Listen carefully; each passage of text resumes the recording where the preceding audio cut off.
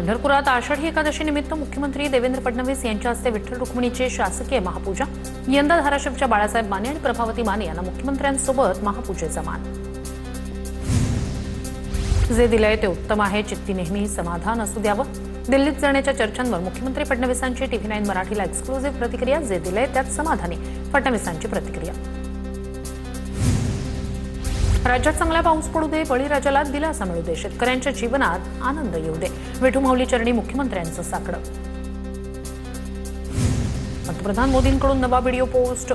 माझ्या कालच्या व्हिडिओबद्दल अनेक सकारात्मक सल्ले मिळाले, थँक्यू फ्रेंड्स म्हणत मोदींकडून नवा व्हिडिओ पोस्ट। पंतप्रधान मोदींच्या इन्स्टावरील फॉलोअर्समध्ये 10 लाखांनी वाढ। नीट पेपरफुटीच्या चिंतेवर भाष्य करणारा सेल्फी व्हिडिओ काल मोदींनी केला होता पोस्ट। धर्मेंद्र प्रधान यांच्या राजीनाम्यावर सरकार आज भूमिका स्पष्ट करणार। आज पुन्हा बैठक होणार। इतर 2 मागण्यांबाबत सरकार सकारात्मक। सरकारसोबतच्या बैठकीनंतर CJPच्या शिष्टमंडळाची माहिती। प्रधानांचा राजीनामा आज झाला नाही तर मोदींच्या खुर्चीला धोका। अभिजित दिपके यांचा इशारा।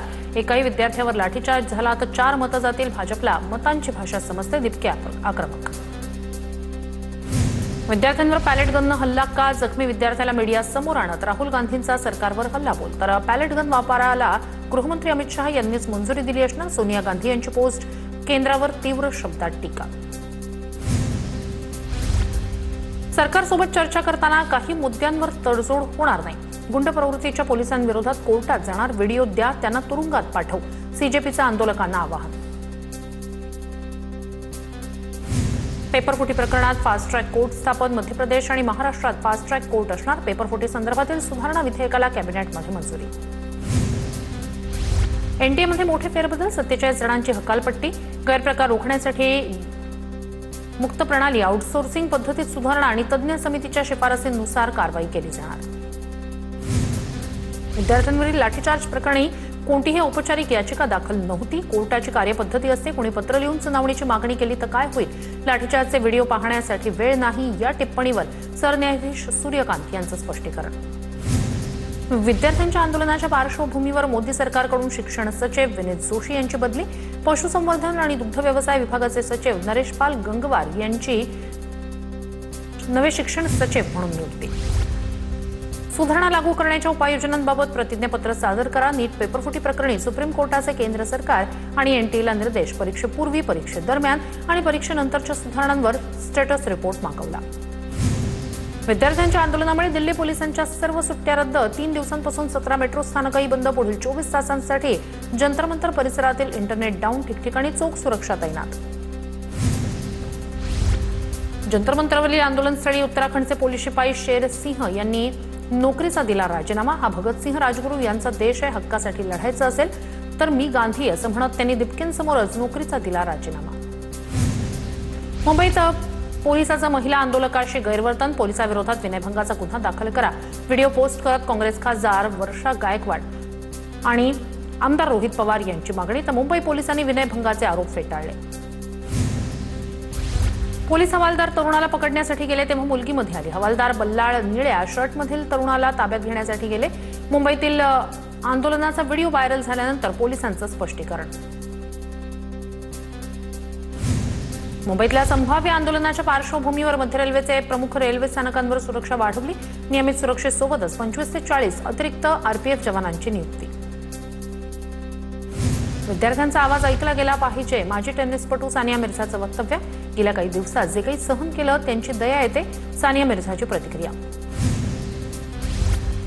आमचे विद्यार्थी हेच आमचं भविष्य, त्यांचं भविष्यच आपल्या राष्ट्राच्या हृदयाला भिडतं। सारा अली खानची पोस्ट। विद्यार्थी आंदोलनावर अभिनेत्री कल्की कोचलिन हिनं सुद्धा इंस्टाग्राम पोस्ट केली। त्यात तिनं आंदोलनातील विविध फोटो आणि दृश्य शेअर करत वेधलं लक्ष। राज्यसभेत वंदे मातरम विधेयक सादर। विरोधकांचा गोंधळ सुरू असतानाच विधेयक सादर। वंदे मातरम या गीताला कायदेशीर संरक्षण देण्याचा उद्देश। मला महाराष्ट्रात राहायचंय, देवेंद्रजींना महाराष्ट्रातच ठेवणार। फडणवीस केंद्रात जाणार असल्याच्या चर्चांवर अमृता फडणवीसांची प्रतिक्रिया।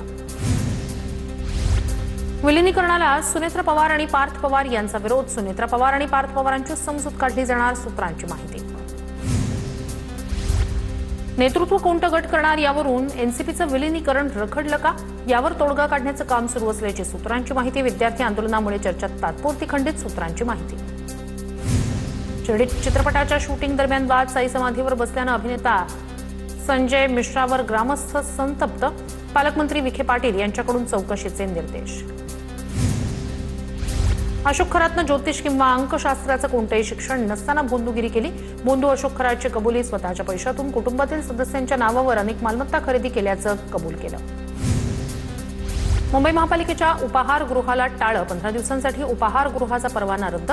ताकद, माशी आणि कांदा भजीत प्लास्टिक आढळल्यानं एफडीएची कारवाई. केईएम रुग्णालयात नोव्हेंबर 2024 पासून आरएमसी शवविच्छेदन सेवा सुरू होणार. महाराष्ट्रात पहिल्यांदाच चिरफाड न करता शवविच्छेदन करण्याची सुविधा उपलब्ध होणार.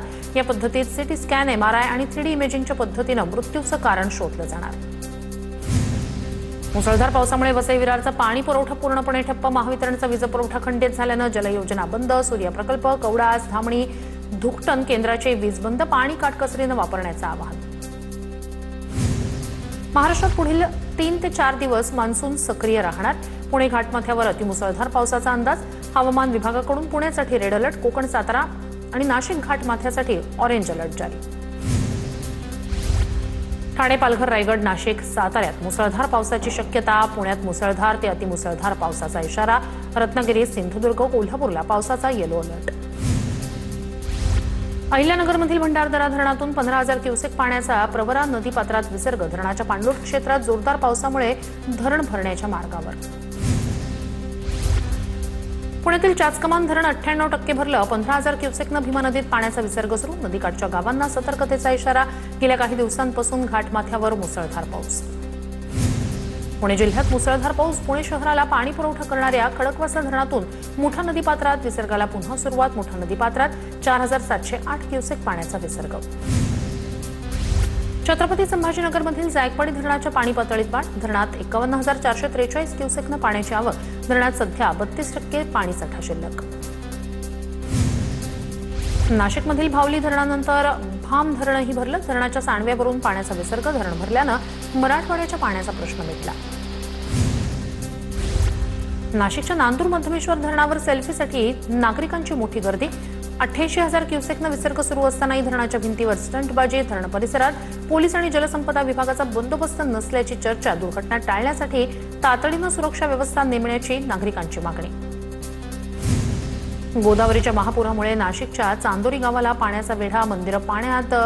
शेती आणि घरांचंही मोठं नुकसान. नुकसान भरपाई देण्याची स्थानिकांची मागणी.